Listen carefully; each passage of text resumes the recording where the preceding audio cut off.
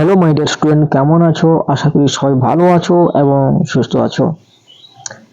আজকে আবার একটা নতুন ভিডিও নিয়ে চলে এসেছি তোমাদেরই জন্য। তোমরা জানো আমরা আলোচনা করছি যারা এই বছর মাধ্যমিক পরীক্ষা দিচ্ছ তাদের জন্য মাধ্যমিকের যে এবিটি টেস্ট পেপার রয়েছে, এই টেস্ট পেপারের প্রশ্নোত্তরের সমাধানগুলা, যে সমস্ত প্রশ্নগুলো রয়েছে ব্যাকরণে, বিশেষত করে সেই সমস্ত ব্যাকরণের প্রশ্নোত্তর। এর আগে যারা ভিডিওগুলি দেখোনি তারা প্লেলিস্টে চলে যাও এবং সমস্ত প্রশ্নের উত্তরগুলো দেখে নাও। এর আগে আমরা আলোচনা করেছিলাম 231 নম্বর পৃষ্ঠা পর্যন্ত। এই 231 নম্বর পৃষ্ঠা পর্যন্ত যারা দেখোনি তারা প্লেলিস্টে চলে যাও। পরপর সাজানো রয়েছে মাধ্যমিক এবিটি টেস্ট পেপার 2026 লেখা রয়েছে, ওইটিতে ক্লিক করো এবং পরপর তোমরা দেখে নাও। এছাড়া তোমরা যদি ব্যাকরণ দেখতে চাও, সমস্ত ব্যাকরণ দেওয়া রয়েছে, কিভাবে করতে হবে তোমরা দেখলে আশা করি তোমাদের আর কোনোদিন সংজ্ঞা মুখস্থ করতে হবে না। সুন্দরভাবে বোঝানো রয়েছে উদাহরণের সাহায্যে, তোমরা সেগুলো দেখলেই নিজেরা বানিয়ে সংজ্ঞা লিখতে পারবে। তো চলো বেশি কথা না বলে শুরু করি আজকের ভিডিও। আজকে আমাদের আলোচনার বিষয় মাধ্যমিকের এবিটি টেস্ট পেপার বাংলা বিষয় নিয়ে আমরা আলোচনা করছি প্রতিনিয়ত। আজকে যে পেজটি আলোচনা করব সেটি হচ্ছে আমাদের 256 নম্বর পৃষ্ঠা। তো তোমাদের রিকোয়েস্ট করব তোমরা স্কিপ না করে পুরো ভিডিওটি দেখতে থাকো, তাহলে সমস্ত প্রশ্নের উত্তর তোমরা কিন্তু জানতে পারবে। এবং যদি ভিডিওটি ভালো লেগে থাকে, তোমাদের উপকারে লেগে থাকে, তাহলে অবশ্যই লাইক করো এবং বন্ধুদের সঙ্গে শেয়ার করো। আর এইভাবে ভিডিওগুলি পেতে অতি অবশ্যই সাবস্ক্রাইব করে কাছে থাকো। তো দেখো, প্রথম প্রশ্ন আমাদের আলোচনার বিষয় যেটি 256 নম্বর পেজ দেখতেই পাচ্ছ তোমরা। আশা করি তোমাদের কাছে এবিটি টেস্ট পেপার রয়েছে। দেখো, প্রথম প্রশ্ন রয়েছে কর্মপ্রবচনীয় কাকে বলে। এটা একটু চালাকি করে দেওয়া রয়েছে, অর্থাৎ আমরা জানি অনুসর্গের আরেকটি নাম হচ্ছে কর্মপ্রবচনীয়। দেখো, কর্মপ্রবচনীয় কাকে বলে, উত্তরটি আমরা দেখব। যে সকল অব্যয়, বিশেষ্য, সর্বনাম বা বিশেষ্য স্থানীয় পদের পরে বসে শব্দ বিভক্তির কাজ করে এবং কারক সম্পর্কে বোঝাতে সাহায্য করে তাদের বলা হয় কর্মপ্রবচনীয়। যেমন হাত দিয়ে বইটা সরিয়ে দাও, এখানে দিয়ে হচ্ছে কর্মপ্রবচনীয়। এরপর দেখো 2-4-2 রয়েছে অনুক্ত কর্তার একটি উদাহরণ দাও। তাহলে অনুক্ত কর্তার উদাহরণ হচ্ছে যে আমার খাওয়া হয়েছে, এখানে আমার হচ্ছে অনুক্ত কর্তার একটা উদাহরণ। এরপর দেখো রয়েছে 2-4-3 যে প্রাণ পাখি। প্রাণ পাখি এটাকে করলে হবে প্রাণ রূপ পাখি, অর্থাৎ এটি হবে রূপক কর্মধারয় সমাসের উদাহরণ। এরপর দেখো আমরা চলে যাব 2-4-4 রয়েছে অন্য মনু অর্থাৎ মনন্ত, এটি হবে নিত্য সমাসের উদাহরণ। এরপর দেখো রয়েছে পুষ্পে পুষ্পে ভরা সাখী এবং আরেকটি রয়েছে কুঞ্জে কুঞ্জে গায়ে পাখি। এটি কোন কারকের উদাহরণ? বিভক্তি সহ লিখতে বলেছে, তোমাদের কাছে টেস্ট পেপার আছে, তোমরা কোশ্চেনটা দেখে নাও। পুষ্পে পুষ্পে ভরা সাখী, পুষ্পে পুষ্পে অর্থাৎ করণের বিবসা এই বিভক্তি, এবং কুঞ্জে কুঞ্জে গাহে পাখি এটি হচ্ছে অধিকরণের বিবসা। কোথায় কোথায় গান গায়, কুঞ্জে কুঞ্জে দাগ রয়েছে।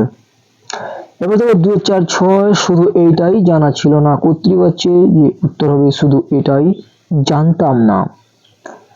এরপরে 2-4-7 রয়েছে জগদীশ বাবু তো অত টাকা সাধলেন অথচ আপনি একবারে খাঁটি সন্ন্যাসীর মতো সব তুচ্ছ করে সরে পড়লেন। সরল বাক্য, এটিকে সরল বাক্যে করলে হবে যে জগদীশ বাবু অত টাকা সাধলেও আপনি একেবারে খাঁটি সন্ন্যাসীর মতো সব তুচ্ছ করে সরে পড়লেন। এরপরে দেখো পরের প্রশ্ন কি রয়েছে আমরা দেখব।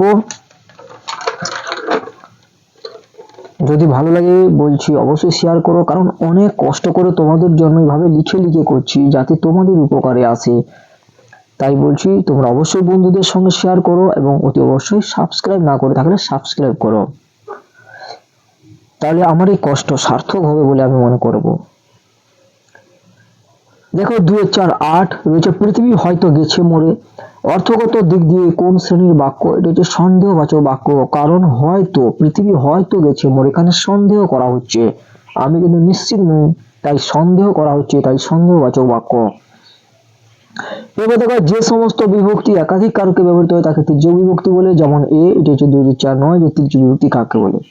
2-4-10 আমাদের ঘর গেছে উড়ে, কারণ নির্ণয় করতে বলা আছে, ঘরের নিচে দাগ আছে, আমাদের কি উড়ে গেছে, ঘর, অর্থাৎ কর্মকারকের শূন্য বিভক্তি।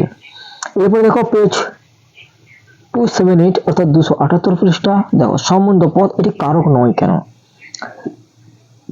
কারণ এদের সঙ্গে ক্রিয়াপদের কোনো সম্পর্ক থাকে না বা প্রত্যক্ষ সম্পর্ক থাকে না, তাই এটি হচ্ছে অকারক। আমরা জানি অকারক দুটি, সম্বন্ধ পদ আর হচ্ছে সম্বোধন পদ। শূন্য বিভক্তি কাকে বলে, 2-4-2, দেখো যে বিভক্তি শব্দকে পদে পরিণত করে নিজে অপ্রকাশিত থাকে তাকে শূন্য বিভক্তি বলে, যেমন শ্যাম স্কুলে যায়, এখানে শ্যাম কে স্কুলে যায়, শ্যাম, কিন্তু শ্যাম এখানে শূন্য বিভক্তি। এরপর দেখো 2-4-3 নিরপেক্ষ কর্তার উদাহরণ দাও, যে তুমি এলে আমি যাব। এই সমস্ত উদাহরণ তো তোমরা করছো, আমি বলে দিচ্ছি, কিন্তু এগুলো সঠিকভাবে জানতে হলে ব্যাকরণে চলে যাও, প্লেলিস্টে কারক সমাজ সবকিছু দেওয়া রয়েছে, সেখানে তোমরা দেখে নিতে পারো। এবার দেখো সমধাতুজ কর্ম কাকে বলে, যে বাক্যের ক্রিয়াটি যে ধাতু থেকে নিষ্পন্ন সেই ধাতু থেকে বাক্যের কর্মপদটি সৃষ্টি হলে তাকে সমধাতুজ কর্ম বলে, যেমন মেয়েটা কি নাচলো।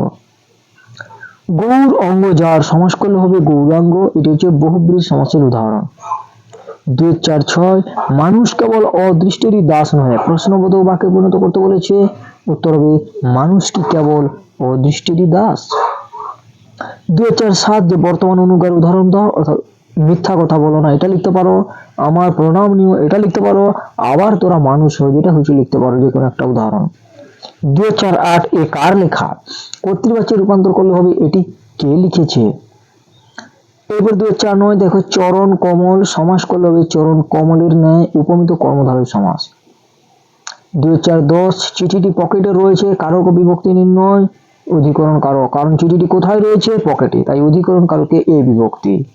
2-4-10 তাহলে আমরা এটা দেখলাম 278 নম্বর। এর পরের পেজটা দেখবো, সেটি হচ্ছে 303, দেখো 303 নম্বর পেজ।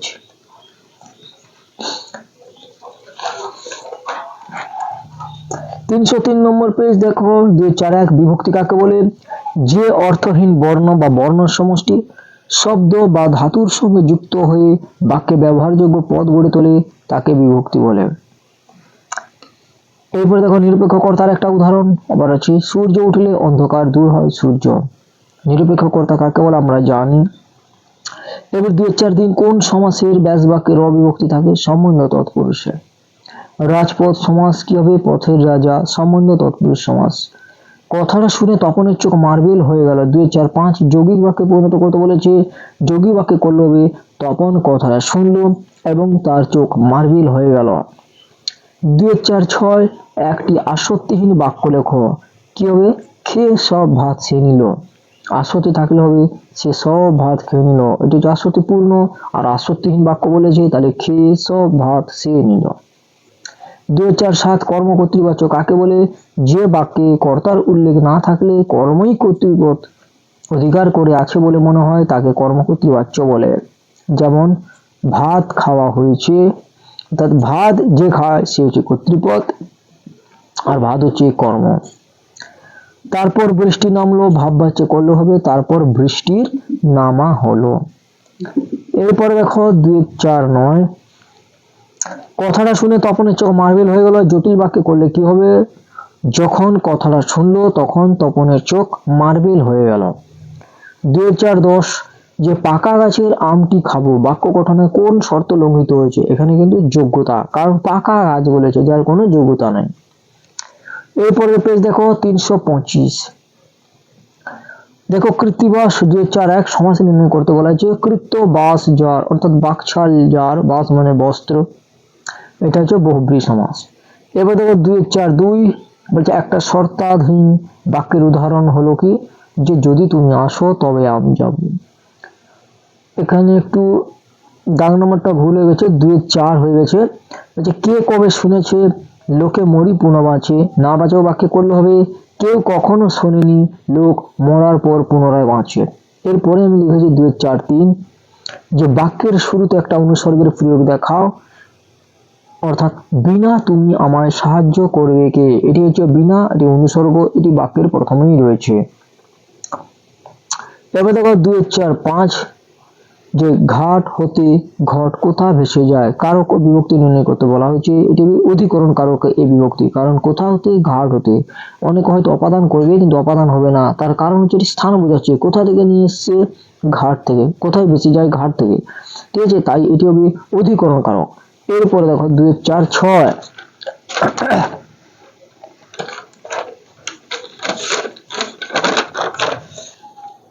2-4-6 দেখো রয়েছে যে আমি তাকে ছেড়ে দিলাম, কর্মবাচ্যে করলে হবে আমার দ্বারা তাকে ছেড়ে দেওয়া হলো। 2-4-7 উপমান উপমিত কর্মধারয় সমাসের একটা পার্থক্য, যে উপমানের সাধারণ ধর্ম প্রাধান্য পায়, উপমিত সমাসে উপমেয় পদ প্রাধান্য পায়। 2-4-8 লুপ্তকর্তা ভাববাচ্য কাকে বলে, যে ভাববাচ্যে কর্তা লুপ্ত থাকে তাকে লুপ্তকর্তা ভাববাচ্য বলে। 2-4-9 দেখো সমাধাতুজ করণের উদাহরণ দাও, যে মায়ার বাঁধনে বেঁধেছি, এখানে বাঁধন। 2-4-10 আমরা যদি দেখি বলেছে যোগ্যতাহীন বাক্যের উদাহরণ দাও, গরু আকাশে উড়ে, অর্থাৎ এর কোনো যোগ্যতা নাই। এরপরে 351 নম্বর পৃষ্ঠা দেখো বিভক্তি নির্দেশকের মধ্যে পার্থক্য বলেছে। 2-4-1 যে বিভক্তি বর্ণ বা বর্ণগুচ্ছ, কিন্তু নির্দেশক হচ্ছে প্রত্যয়। বিভক্তি পদ গঠনে ও কারণ নির্ণয়ে সাহায্য করে, নির্দেশক ব্যক্তি বা বস্তুর সংখ্যা পরিমাণ দিয়ে বোঝাতে নির্দেশ করে। 2-4-2 বলেছে করণে বিপসার একটি উদাহরণ দাও, মেঘে মেঘে বেলা হলো, মেঘে মেঘে হচ্ছে করণে বিপসা, আমরা জানি বিপসা মানে একটি কথা দুবার ঘুরে ফিরে আসে। ব্যতিহার বহুব্রী কাকে বলে, যে পরস্পর এক জাতীয় ক্রিয়ার বিনিময় বোঝাতে একই শব্দের পুনরাবৃত্তি দিয়ে যে সমাস নিষ্পন্ন হয় তাকে ব্যতিহার বহুব্রী বলে। 2-4-4 অপরিচিত ছিল তোমার মানব রূপ, জটিল বাক্যে করলে কি হবে, যা অপরিচিত ছিল তা তোমার মানব রূপ। 2-4-5 দিশেহারা, আমি একটু তাড়াতাড়ি বলে দিচ্ছি, তোমরা একটু খাতায় লিখে নাও। দিশেহারা সমাস করতে বলেছে। 2-4-5 দিশেহারা হয়েছে যার, বহুব্রী সমাস। 2-4-6 নন তৎপুরুষ ও নন বহুব্রী সমাসের একটা পার্থক্য, যে নন তৎপুরুষ সমাসে পরপদের অর্থ প্রাধান্য পায়, কিন্তু নন বহুব্রী সমাসে অন্য পদের অর্থ প্রাধান্য পায়। 2-4-7 যে করণ কারকের শূন্য বিভক্তির উদাহরণ, বাবা ছেলেকে বেদ মারলেন, তাহলে বেতের দ্বারা মারা হলো, এটি যে করণ কারক, কিন্তু বেদ মারলেন শূন্য বিভক্তির। শর্ত সাপেক্ষ বাক্য কাকে বলে। 2-4-8 যে বাক্যে কার্যকারণ বা কোনো কাজের কারণ বা শর্ত উল্লিখিত থাকে তাকে শর্ত সাপেক্ষ বাক্য বলে, যেমন যদি তুমি আসো তবে আমি যাব। 2-4-9 যে ছেলেবেলায় আমাকে ব্রহ্মমোহন মল্লিকের বাংলা জ্যামিতি পড়তে হয়েছিল, কর্তৃবাচ্যে করলে কি হবে, যে ছেলেবেলায় আমি ব্রহ্মমোহন মল্লিকের বাংলা জ্যামিতি পড়তাম বা পড়েছিলাম। ভাববাচ্যের একটা বৈশিষ্ট্য কি হবে। 2-4-10 যে ভাববাচ্যের ক্রিয়াটির কর্তা থাকে না বা কর্তাকে নির্ণয় করা যায় না, তাই ক্রিয়াটি অকর্তৃক। এটি হলো আমাদের 351 নম্বর পৃষ্ঠা। এরপরে আরেকটি পেজ আমরা করব, সেটি হচ্ছে 374 নম্বর পৃষ্ঠা। দেখো এখানে রয়েছে 2-4-1 প্রশ্ন বলেছে নিমিত্ত কারকে এই বিভক্তি উদাহরণ দাও। 2-4-1 হবে অন্ধ জনে দেহ আলো, অন্ধ জনে। 2-4-2 দূরত্ববাচক অপাদান কারকের উদাহরণ দাও, কলকাতা থেকে দিল্লি, অনেক দূরে, কলকাতা থেকে, এটি হচ্ছে দূরত্ববাচক অপাদান। দেখো 2-4-3 গায়ে হলুদ সমাস হবে কি, গায়ে হলুদ দেওয়া হয় যে অনুষ্ঠানে, অর্থাৎ অলব বহুব্রী সমাস। 2-4-4 ব্যাস বাক্য কাকে বলে, যে সমসমান পদগুলি পারস্পরিক সম্বন্ধ যে বাক্য বা বাক্যাংশের সাহায্যে বিশ্লেষণ করে দেখানো হয় তাকে ব্যাস বাক্য বলে। 2-4-5 দেখো বাক্য নির্মাণের শর্ত কয়টি ও কি কি। 2-4-5 হচ্ছে বাক্য নির্মাণের শর্ত 3টি, যথা যোগ্যতা, আকাঙ্ক্ষা এবং আসক্তি। 2-4-6 সবই আজ অবলুপ্তির পথে প্রশ্নবাচক বাক্য করতে বলেছে, প্রশ্নবাচক বাক্য করলে হবে সবই কি আজ অবলুপ্তির পথে। 2-4-7 বলতে বলতে আমরা সবাই হরিদ্বার ঘরের ভিতরে ঢুকলাম, ভাববাচ্য করলে কি হবে, বলতে বলতে আমাদের সবার হরিদ্বার ঘরের ভিতরে ঢোকা হলো। 2-4-8 নিরপেক্ষ কর্তার একটা উদাহরণ দাও, সূর্য উঠলে পদ্ম ফুল ফোটে, এখানে সূর্য হচ্ছে নিরপেক্ষ কর্তা। 2-4-9 উপপদ তৎপুরুষ সমাসের উদাহরণ দাও, উপপদ তৎপুরুষ সমাসের উদাহরণ হচ্ছে জলে চড়ে যে, সেটা হচ্ছে জলচর। এরপরে 2-4-10 নির্দেশকের মূল কাজ কি। নির্দেশকের মূল কাজ হলো নির্দেশক ব্যক্তি ও বস্তুর সংখ্যা নির্দেশ করে। তাহলে খুব তাড়াতাড়ি বললাম এবং অনেকগুলো পেজ করে দিলাম আজকে। ঠিক আছে, এর পরের পেজ দেখার জন্য অবশ্যই চ্যানেলটি সাবস্ক্রাইব করে রাখো। খুব তাড়াতাড়ি এর প্রশ্ন উত্তরের সমাধানগুলো আমি আবার নিয়ে আসছি। তো যদি ভালো লাগে অবশ্যই বন্ধুদের সঙ্গে শেয়ার করো এবং লাইক করো, কমেন্ট করো এবং চ্যানেলটি অতি অবশ্যই সাবস্ক্রাইব করে কাছে থাকো। আজকে এখানে শেষ করলাম, দেখা হবে অন্য কোনো ভিডিওতে। ততক্ষণ সবাই ভালো থাকো এবং সুস্থ থাকো।